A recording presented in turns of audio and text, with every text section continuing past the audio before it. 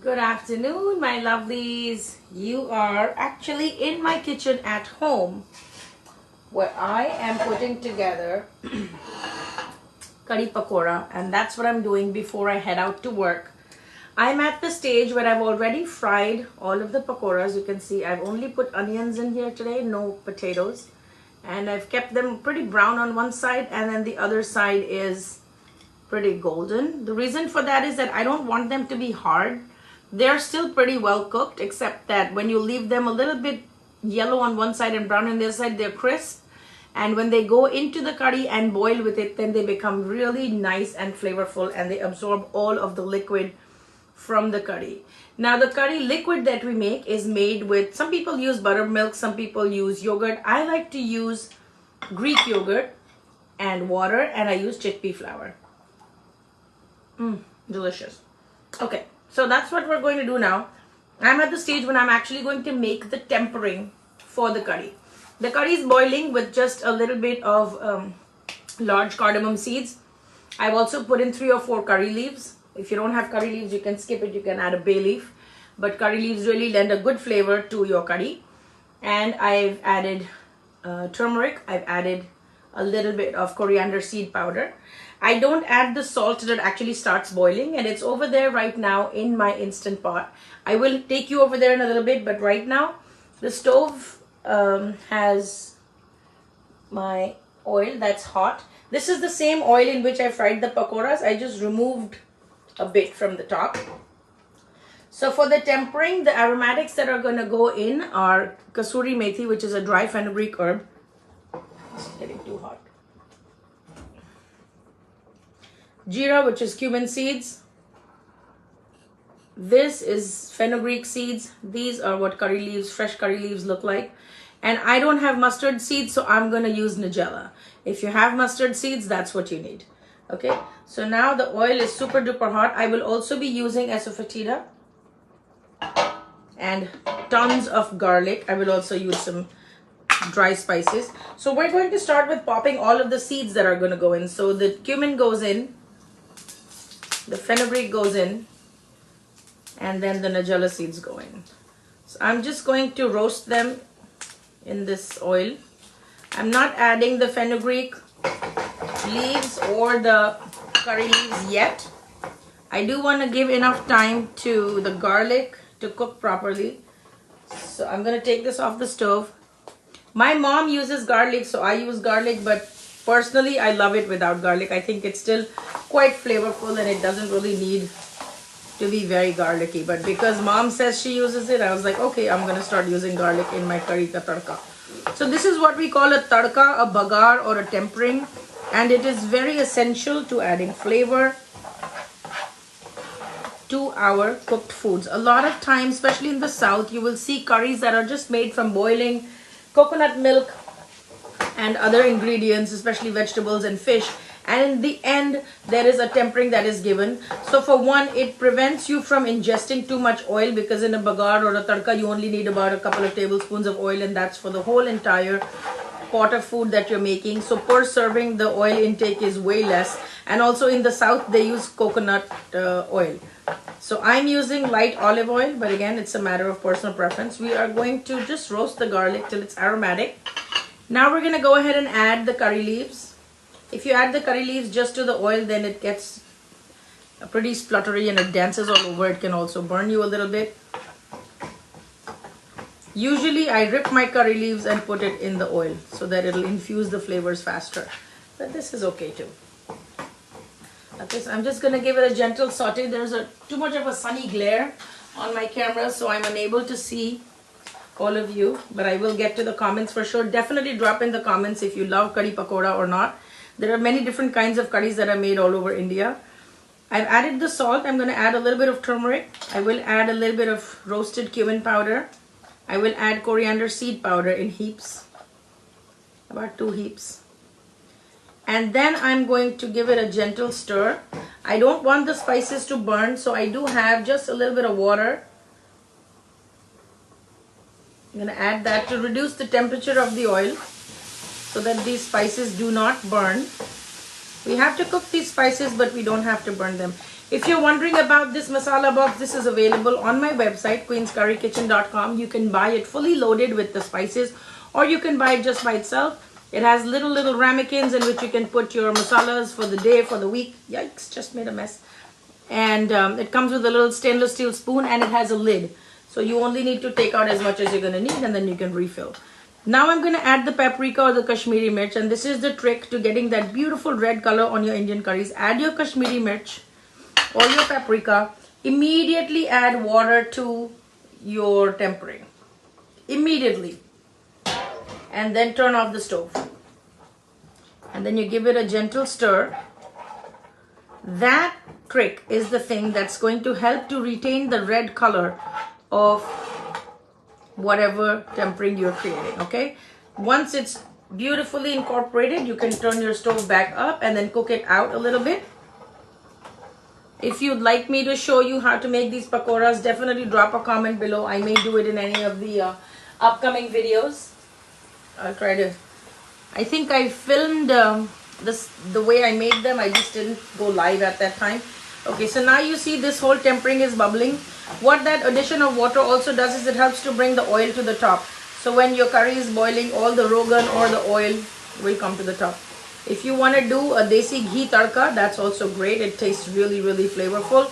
Some people also like to fry their pakoras in mustard oil. That gives a different flavor. So every region kind of has its own way of doing it. Every household has its own little way of doing this thing. Okay, so I'm just going to let this boil for a couple of seconds. I'm going to take some comments in the meantime. Oh yes, you just came on time, Elise. Good afternoon. Hi Faiza, assalamu alaikum. Alice Jean is watching, so welcome to all of you who are tuning in. I appreciate you hanging out in my kitchen. Okay, so now this is going to simmer, which means that once it's well simmered, I know that it's ready enough to go and join my curry in the Instant Pot. I'm going to add the asafoetida now. A lot of places will tell you to add the asafoetida to hot oil. I don't think so. I feel like the later on in the dish you add it, the better it is, because it retains the flavor. Okay, so I'm going to remove this from the flame, and I'm going to take you with me. So kitchen, you can see I just used faye. So I use Greek yogurt. If you don't have Greek yogurt, you can use regular yogurt, and just leave it outside on your kitchen counter the night before. Hi Anjali, welcome to Queen's Curry Kitchen. Porus, welcome to Queen's Curry Kitchen. Now what I'm going to do is so this has been boiling for 20 minutes. I put it on the sear mode. If you have an Instapot brand, you will probably see it simmering, and it's going to have a saute mode setting. So this has been simmering. You can see it's pretty thick, and now it's also well cooked. It's not lumpy. The secret to that is two things. One, you have to keep stirring in the chickpea flour when you put it in. And second, don't add salt as soon as you mix the buttermilk and chickpea flour or the yogurt and chickpea flour. Don't add salt till your curry is actually simmering, okay? Now I'm going to add this. You will not hear the sizzle because I've already added water to this. But this is where all the flavor is going back into the curry, okay? I'm going to need both my hands to actually scrape this off. But hey, let's do this. So I use a silicone spatula to get everything off. We waste nothing in this house. At least I try. Oh my God, it smells incredible right now. Some people also like to do a tempering of onions, tomatoes, ginger, garlic, everything. I just do the garlic. That too, I only recently started doing the garlic after mom told me to. Before this, I used to only do the seeds and the dry spices. Okay, so I'm going to give it a gentle whisk. Oh my God, just look at the color of this thing, okay? I will set it back on to saute mode. Even though it says 30 minutes, I'm not going to saute this for 30 minutes. I'm just going to warm this through.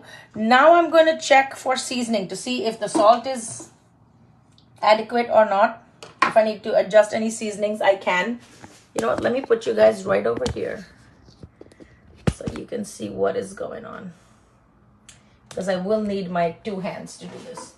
Okay, so I'm going to add this back right into here. Whatever was remaining, I've added this here.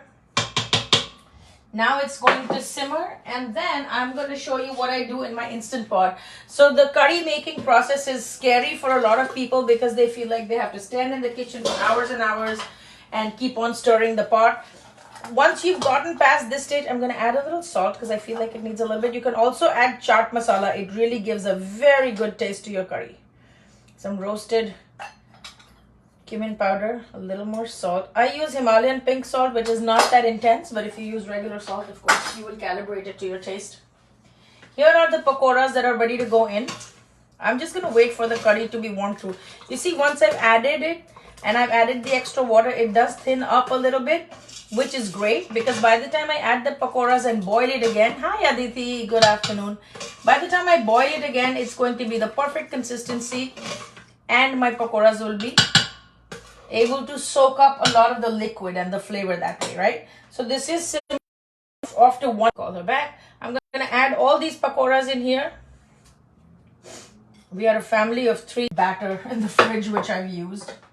So all I had to do was just buy this and that's it. You can make this with regular yogurt as well. Okay, now that that's done, all I'm going to do is I will take my lid, I will close it. All you need to do, I've hit the start button, I've put it on a 2-minute setting, and what that, I will not release the pressure. It's kind of, the connection is bad over there. I'm not going to do a natural pressure. I'm going to not do a quick pressure release. So there it is right over there. When I walk into my house at 11:30 at night after a long day of work, the curry will be ready. I did batch cook some rice yesterday, so I don't have to make the rice again. Also, my kid is working from home today, so if she needs to eat, she can just easily open the Instant Pot and the curry is there. You'll be surprised. The pakoras don't break. They don't fall apart. And they absolutely maintain and retain their shape when that happens. After it comes out of the oven, after it comes out of the Instant Pot, it's really the perfect creamy consistency that you need. Hey, Kina, how are you? I hope you're doing well. After it comes out of the Instant Pot, it's like the perfect consistency. It's not thin like you saw just now. Just by adding the pakoras, you actually help it along because the pakoras release their oil into the curry and the curry liquids actually go into the pakoras. So it's a nice endosmosis. I'm not a science student, but I know that's what it's called, right? So there is definitely an endosmosis that happens. And now is the time to clean up the kitchen, which is like the part that everybody hates, including me. But it's done, and all it took was 1 little cup of Greek yogurt, 2 tablespoons of chickpea flour, and a little patience, and maybe half an onion. So if you don't have anything at home, and if you have yogurt and onions and chickpea flour, which I think most Indian homes have at all times, this is really easy to make. Okay, now for those of you who live in the New York area, New York, New Jersey, there is an announcement for you. I will be at the Flushing Town Hall on Saturday, which is the day after tomorrow. So if you want to come out there and see the food demonstrations, definitely stop by. They are having 2 shows, which are going to be Bharatnatyam and Kathak dancing, along with 2 food demonstrations, one at 10:30 in the morning and the other one at, I think, 1:15 or 1:30 that I'm going to do. It's going to be followed by free food tasting. So whatever we make, you'll actually be tasting each and everything. And it's going to be a lot of fun. So you can come and join us in our belated Diwali celebrations at the Flushing Town Hall. It's going to be a lot of fun. Okay, now just let me show you a quick update. This has already come to pressure. You can see the valve is up. This is on sealing mode, and it's technically 2 minutes, but it's not exactly 2. So that's how you will make curry pakora in your Instant Pot. Yes, you do need one more pan in which you're going to fry your pakoras and probably make the tempering at the same time. But I know people who make the tempering right in the Instant Pot and then add the combination of buttermilk and chickpea flour on top of the tadka, and that's fine too. There are several ways to do it. I like to do it like this. And when I'm ready to serve, all I'm going to do is I'm going to take some cilantro and chop it really fine. And I'm going to take the dry fenugreek herbs. I'm going to crush it between my palms and put that. And maybe I'll put a few crushed chili flakes on top for garnish. This dish is typically served with rice. Amongst the very rare combinations of North Indian Punjabi food, which are mostly eaten with roti made with wheat, this dish is usually served with rice. So I hope that you're going to give it a try. For those of you that joined us a little bit late, definitely catch the replay. And if you know somebody who wants to not spend too much time in the kitchen but definitely wants to eat well, share my page with them, share this video with them. If it added any value to your life, I'm happy to be a part of your kitchen and of your cooking journey. To make it easy for you, I have a free recipe download on my website at queenscurrykitchen.com. Head over to that website. There is a free chana masala download. Just scroll down. You will get a pop-up on your screen that says download the recipe. All you got to do is put in your information and the recipe will come to your inbox. So if you are a little bit afraid or intimidated of trying something new, it's a really good starting point. It can help you to acquaint yourself with the tastes and flavors of Indian food. It's not heavy on spices. No, you don't need to shop in the supermarket to get 50,000 things to make the chana masala dish that I am giving you the recipe to, but it'll help you to break the ice a little bit. So definitely, step outside of your comfort zone. If there's anything that you want me to do on the live and cook along with you, definitely let me know. I'm happy to take requests. But if you are going to see me at the Flushing Town Hall on Saturday, we are going to be making a vegetable pulao that is going to be made with supermarket ingredients and frozen vegetables, believe it or not. And the second thing that we are going to make is, I'm still debating, I'm probably going to do an Indo-Chinese dish like a stir fry or something, or I might just also do chana saag, which is spinach with chickpeas. So I'm kind of debating which of the two it will be, but there will be 2 food demonstrations followed by food tasting. So I hope I will see you there. Until then, keep cooking, keep eating, but don't spend your entire life in the kitchen. It's not worth it. Live in Queens, but always eat like a king. That's what I always say. So take inspiration from all the in another video real soon. Don't forget to follow this page and turn on your notifications so that whenever I'm live, you and I can talk. Let me know in the comments what else you'd like to see on my page, any recipes that you want to follow. We are on YouTube as Queen's Curry Kitchen. I'm also on Instagram as Indian Food Queens.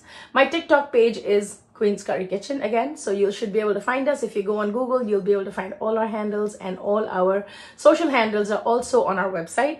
If you love Indian food and you want it delivered to your door, every week I run a meal delivery service in New York City and in Queens, and all the information for that is on the website, queenscurrykitchen.com. There is chai masala on the website in our online shop. There are spices and spice blends that you can use to make your Indian cooking journey a lot easier. But if you don't want to cook and you want me to bring the food to you, that is possible too. Sadly, that's only for New York right now because I'm not shipping outside of New York, but all the products can travel anywhere. There's a ton of ebooks also to help you along in your journey. And I offer online classes that you can cook along with me and up your skill level in the kitchen. Until next time, I will see you. Be blissful, be flavorful. Come catch me at the Flushing Town Hall on Saturday and we can cook together and laugh together. Don't forget to bring your phone because we're going to be taking a lot of pictures. Bye now. Take good care.